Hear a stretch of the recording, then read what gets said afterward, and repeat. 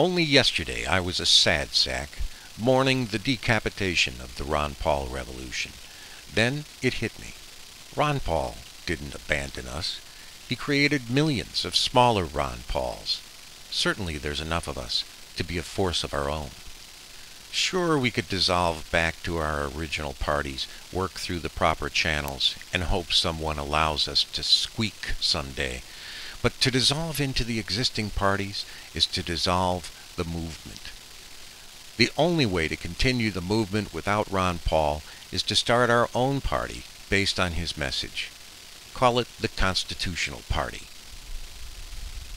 The Constitutional Party, unlike the Republican and Democratic parties, has a strong platform with clear principles that won't change from election to election. It's all about the Constitution, the guarantee of our sacred Bill of Rights, the repeal of all unconstitutional law, the impeachment of all constitutional violators, the return to hardback currency, the end of wars of aggression, the end of nominal wars such as the war on drugs or the war on terror, the removal of government from our private lives, the death of the unconstitutional income tax. The Constitutional Party has no need for a manifesto. It's done. We already know what it stands for. Posse Comitatus would be instantly restored. The Patriot Acts would be repealed. Illegal wiretapping would be illegal. Lobbies would be severely regulated. And direct lobbying would be illegal. No personal contact allowed. Let them write letters, but not checks. The lobbies have been secretly running this country, writing the laws of our nation, packaging their agenda as the national interest, and they must be stopped.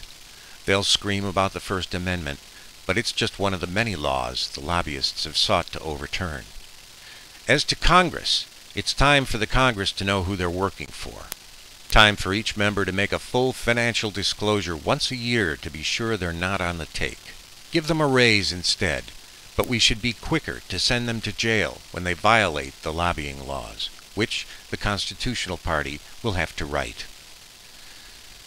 The Constitutional Party will also have to go to work to restore the balance of power between the executive, legislative, and judicial branches of government.